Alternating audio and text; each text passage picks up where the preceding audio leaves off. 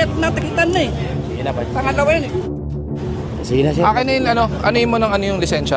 Arrogance tapos pa seminar nyo. Ticket niya walang helmet kahapon. Ngayon inulit na naman niya. Ano tawag doon? Yung tanod mo inuna pa yung sarili niya. Imbis na magserbisyo sa tao.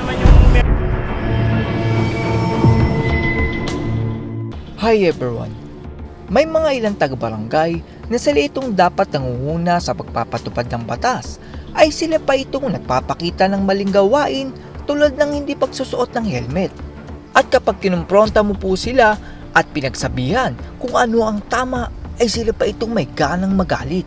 Sa video na ito ay panoorin natin ang mga talinong pagpapaliwanag ni Sir Gabriel Go sa mga taga-barangay na hindi sumusunod sa batas at sila pa itong may ganang magalit. Panoorin natin ang video na ito. Simulan natin ang video sa isang taga-barangay na ubod ng siga at galit na galit dahil lang natikitan at walang helmet.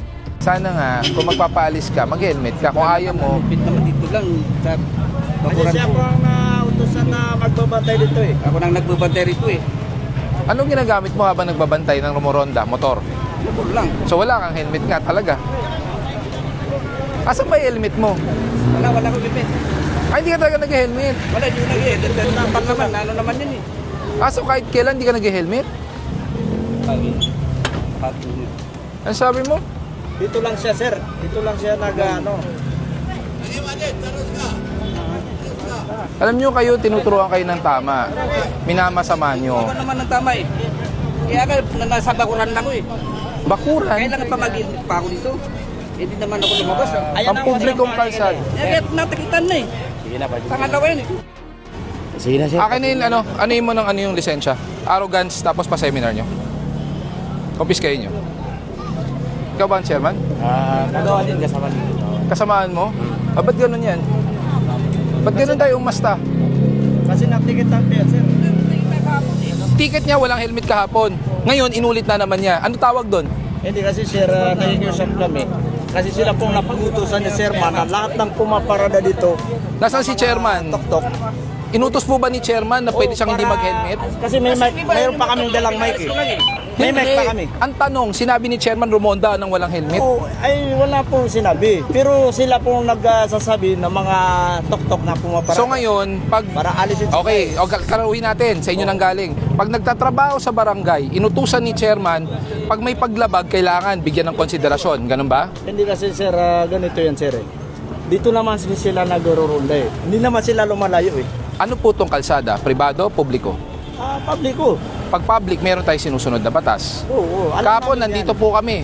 Kasi ang pagkakalam ko sa mga helmet, pagka lumalabas ka na highway, dito kasi, karamihan sa mga tok-tok natin ay mga pasaway. So, ang ginagawa ng mga kagawad namin ay sila po nagsasabi na, Ano po kayo sa bawal barangay? po. Ano po kayo sa barangay? Bayaw ko yan eh. Barangay ka rin po? Hindi po. Bayaw Okay, bayaw mo. Oh, so, baka siguro sana, pwede nating pagsabihan ko. Oh. na kahit pag nasa publikong kalsada, sumunod tayo. Kasi unang-una, Sumusunod mga kami eh. hindi, ang unang-una, siyempre naka-uniforme ng barangay.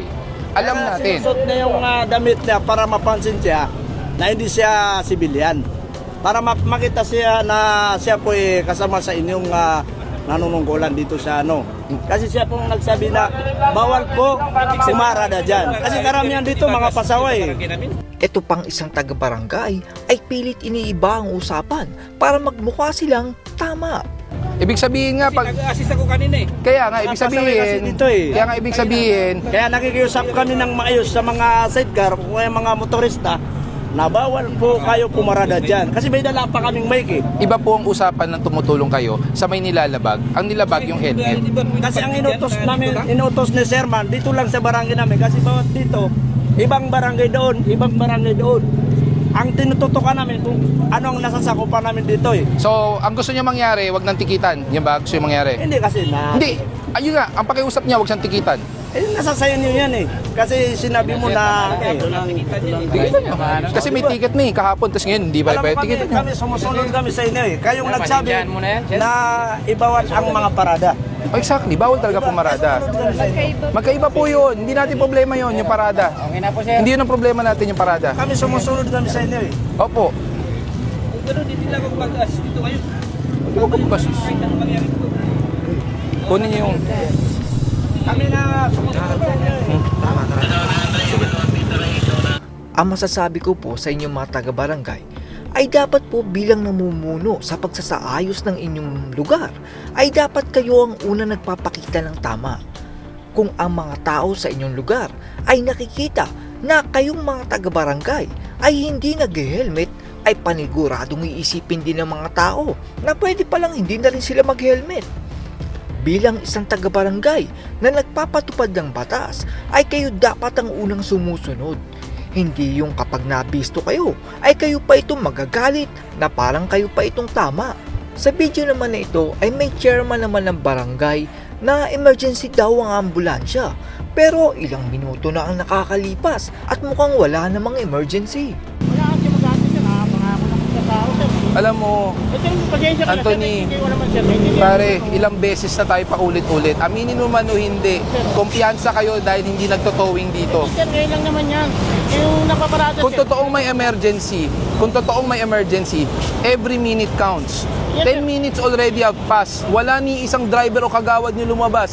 Inuna ng kagawad nyo kunin yung tricycle pa. Sir, ito sa kani, ano lang, nabihis lang naman siya sir eh. Bali yung ambulansya, ginagamit dito sir. Ito nga Kasi sinasabi marami ko kasi sa'yo, accident, sir, ito Chairman. yung ginagamit namin. Yung kagawad mo lumabas. Wala po kong gawad dyan. Meron. May dumaan na kagawad.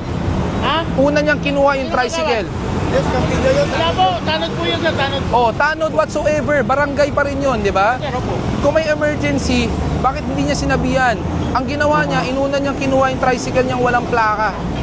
Bali, dito ang sinabihis lang eh. Kung emergency po yan, doctrine natin ng emergency situations, less than 5 minutes, dapat rumisponde kayo kung maghahatid. Ibig sabihin, ang gagawin nyo, patient transport, hindi emergency.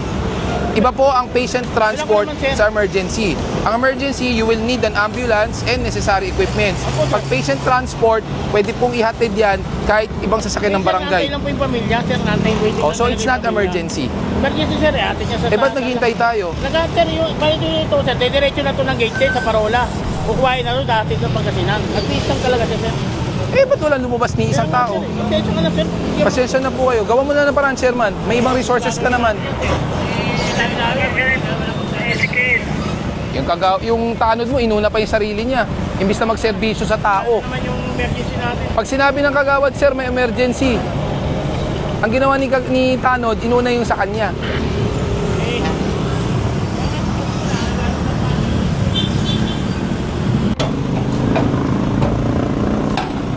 Ah, dyan pala nakatago yan. Baka palsik yan.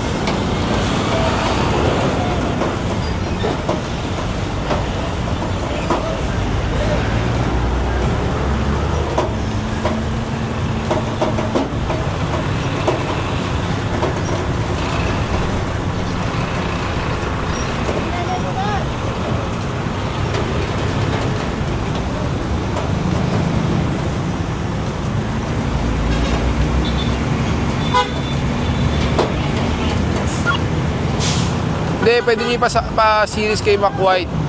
1 lang. Pagkaakit ng ambulansya.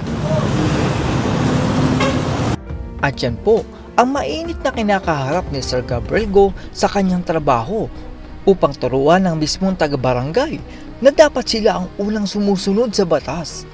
Sa inyong mga taga-barangay ay kayo dapat ang nagpapakita ng tama sa inyong mga nasasakupan. Paano kayo susundin ng mga tao kung kayo mismo ang lumalabag sa batas? Hindi naman po lahat ay tulad ng taga-barangay na ito. Mas marami pa rin ang mabubuti at sumusunod sa batas. Meron nga lang iilan tulad ng lalaki na ito na siya na nga itong mali ay siya pang may lakas ng loob na magalit. Matanong ko lang po sa inyo, napansin ko lang na dito sa taga-barangay na ito ay bakit ang pogi ng motor niya? Dapat ba na pag ikaw ay nasa barangay ay ganyan kapogi ang motor nyo? That's all everyone. Salamat sa inyong panonood. This is Chuck and you're watching Biker Drone.